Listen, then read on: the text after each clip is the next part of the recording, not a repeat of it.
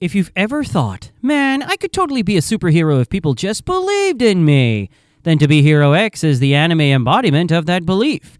In this world, your superpower lives in a wristband, and it only works if the crowd's going wild for you. Lose the hype and kapow! You're back to being average Joe. Interesting, right? Now, this might sound like a wild fantasy, but hear me out. To Be Hero X is less about fantasy and more a mirror held up to reality. In the first episode, we meet Lin Ling, a struggling PR guy who works for a superhero advertising agency. He actually likes his job, seriously. But his boss, always on his back like it's a sport, acting like he's never had a single decent idea in his life. It's exhausting. Day by day, it's like he's being dragged into the sad little pit of self-doubt. And Lin Ling? Yeah, the only thing that never changes for him is that big fat zero trust value he's been stuck with since his parents passed away. Like, the universe just decided he's background noise. But then one day, he's up a rooftop minding his own existential crisis when out of nowhere, the mega famous star of the show, Nice, shows up. Like, full celebrity energy. The guy points right at him, cool as hell, like he's passing on his aura, and then jumps straight up to the ground below. What even is that? Turns out that was his big break. See, Lin Ling is basically the watered-down twin of Nice. They've got the exact same face, but while Nice looks like a glowing star sent from heaven, Lin Ling comes off more like his twin who was raised by the streets. So, here's the twist. The original Nice is gone, and only Lin Ling knows. So we release it to the world, watch his trust value collapse, and let everything burn? Heck no. The marketing team has a plan. They're experts. Give them a face, a little tragedy, and the right angle, and they'll turn it into gold. Overnight, Lin Ling goes from nobody to the Nice everyone's been waiting for. Suddenly, he's living the hero's life. Fame, fans, powers, but none of it is real. It's a manufactured persona. A Frankenstein's hero pieced together by marketers. Ad agencies, image consultants, and social media managers build these heroes from scratch to control public trust. They stage reality shows, ads, concerts, anything to keep the hype alive. In this world, heroes do less saving and more self-promotion. Even your significant other is carefully chosen for you when you're a hero. Yeah, your love life is scripted too. Alright, enough spoilers for now, and trust me, the way this anime's ideas sneak into our everyday lives is wild. And I'm about to break down those connections. If you want me to go all in with a full deep dive on the entire series, just drop a comment below and I'll make it happen.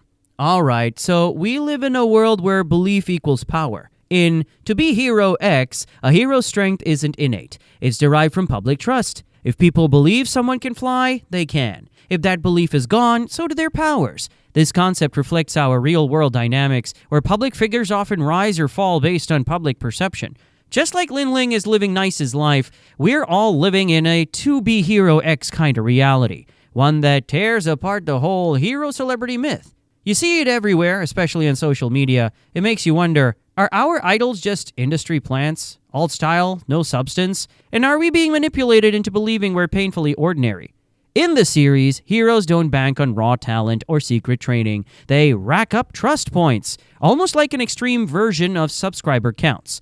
Every rescue, every act of heroism boosts their public score. Every misstep, every rumor drains it. In our world, too, reputation is currency. One viral clip can send a celebrity soaring. One scandal can erase years of goodwill. To Be Hero X exaggerates this, but only just enough to show us that our obsession with metrics isn't all that different from powering a flying superhero.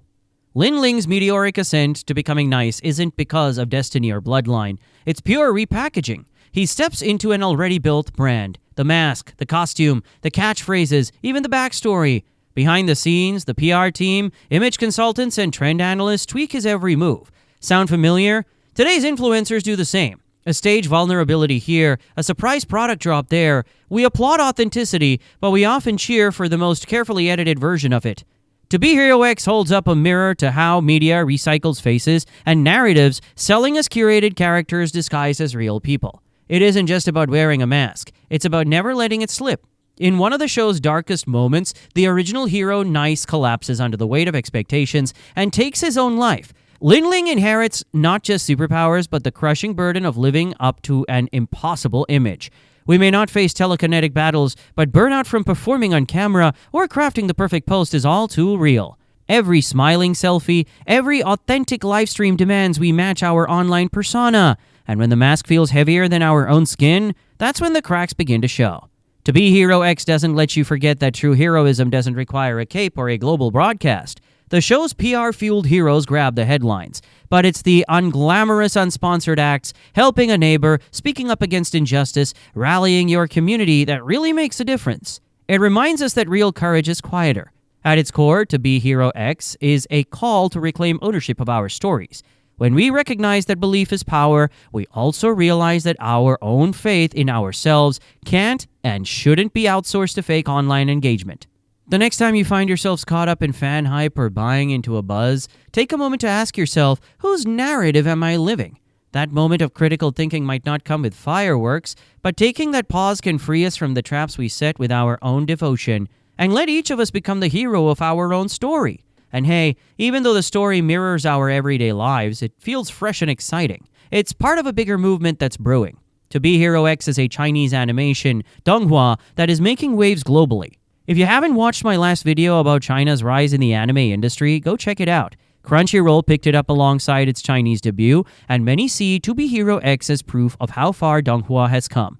Director Li Haoling, fresh off the hit Link Click, delivers a fully original superhero epic. It's not a manga adaptation, not a copy of something else. It's an original Chinese take on heroes, and it's polished. A mix of stylized 2D and 3D animation that even holds its own compared to Western CGI series. In other words, To Be Hero X is showing that Chinese studios can deliver blockbuster-level anime right alongside the usual J-list. As global news outlets put it, move over anime, Donghua came to play. So why might this mark a new era? Because To Be Hero X doesn't just slap on some flashy fights. It's actually laser-focused on ideas, self-awareness, and global relevance.